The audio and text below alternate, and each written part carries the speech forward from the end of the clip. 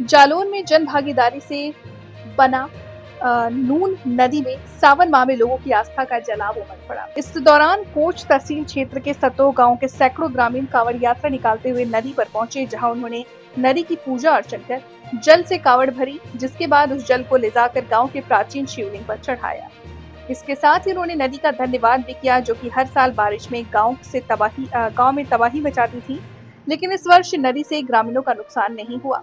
बताते चले कि जालौन के कोच तहसील क्षेत्र के गांव सतो के ग्रामीणों ने आपसी तालमेल और मेहनत के जरिए विलुप्त हो चुकी नून नदी को दोबारा अस्तित्व में ला दिया। ग्राम प्रधान हरिकिशोर पटेल की अगुवाई में ग्रामीणों ने श्रम दान कर एक बार फिर नदी को पुनर्जीवित कर दिया, जो कि पूरे प्रदेश भर में जन भागीदारी का एक बड़ा उदाहरण, जिसकी तारीफ स्वयं प्रदेश के मुख्यमंत्री योगी आदित्यनाथ भी कर चुके हैं। जालौन की नून नदी अब एक बार फिर से चर्चा में है, जहाँ गाँव के ग्रामीणों ने नदी को धन्यवाद कहने के लिए गांव से कांवड़ यात्रा निकाली, जहां सैकड़ों की संख्या में एकत्रित हुए ग्रामीण डीजे की धुन पर थिरकते हुए नदी पर पहुंचे और नदी की पूजन अर्चन कर उन्होंने कांवड़ भरी। ये नून नदी की जो पुनरुद्धार हुआ है, उसके उपलक्ष्य में सावन का महीना चल रहा है।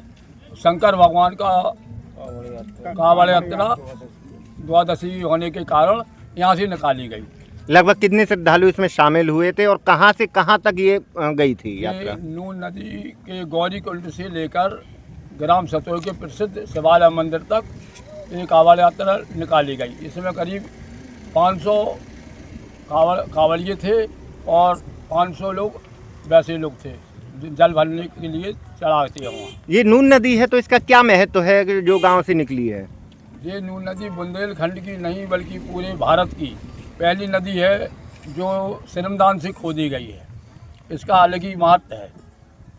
इनके लिए जलपान की व्यवस्था की गई और प्रसाद बांटा गया, जैसे केला है, सेव है, पानी की व्यवस्था की गई।